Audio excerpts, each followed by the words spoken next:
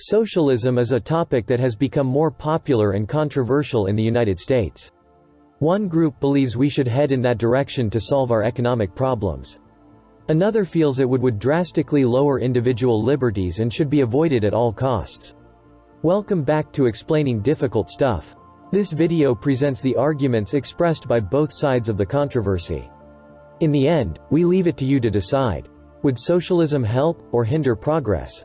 Some members of Congress support it. Progressives like Senator Sanders and Representative Ocasio-Cortez are too. As might be assumed, most on the right reject socialism. There is no simple, single definition, but there are three common themes that can help us understand it. First, socialism is based on the idea that all members of society should have a shared responsibility for each other's welfare. Unlike capitalism, which emphasizes individualism and self-reliance.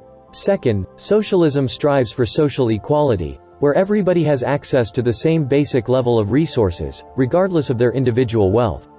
Third, socialism allows the government to impose rules and regulations on the economy rather than letting the free market govern itself. In contrast, the United States is a capitalist country.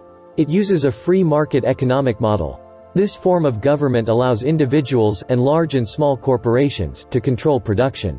It is driven by profit and a survival of the fittest market competition.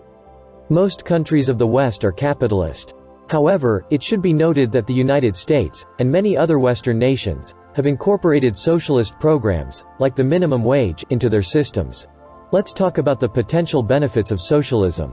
First, socialism would provide greater economic security for all citizens. All members of society would have access to healthcare and education. In theory, it would greatly reduce homelessness, and everyone would be able to meet their basic needs, which sometimes is not the case in capitalist systems.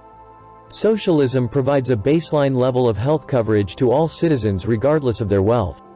No one needs to be left without coverage when they get sick. Second, socialism tries to distribute wealth more equitably.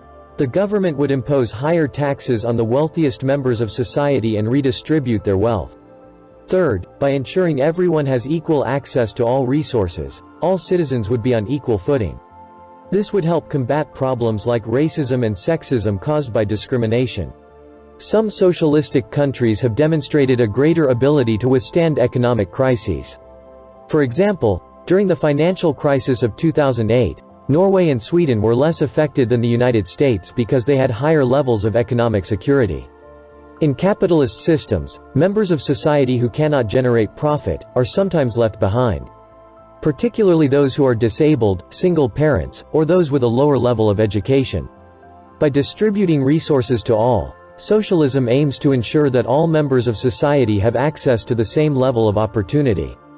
Poverty in Norway and Sweden is far lower than in the United States even though they are more socialistic. These nations have implemented a higher minimum wage and greater access to healthcare, both of which reduce the risk of falling into poverty. So much for the positives. Now let's discuss the drawbacks. While there are potential positives associated with socialism, it has several negatives. A socialist government oversees all aspects of the economy. The government would be responsible for the allocation of all goods and services, setting economic regulations, and monitoring business activities. The government would also oversee what each person receives. This could lead to prohibitive rules imposed on businesses and individuals. This is a difficult task for any government, and has been shown to result in significant inefficiencies. Socialism could also slow down economic growth significantly. The government would need to approve all investments, extending the time it takes to stimulate and achieve economic growth. Then there is the potential for authoritarianism. Socialism has often been associated with authoritarian regimes, like the Soviet Union, Cuba, and Venezuela. In those countries, the government controls all aspects of society. U.S. citizens would have a challenging time adjusting to this type of environment. These countries impose strict rules and regulations with little regard for the freedom and rights of individuals. It is unlikely that this type of government would emerge in the United States, but it's important to be aware of the possibility. Strange things do happen. Congratulations! Now, you know where both sides are coming from, and it's time for you to decide. Do you think socialism would help or hinder our economic challenges? Post your comments below. We are interested in reading them.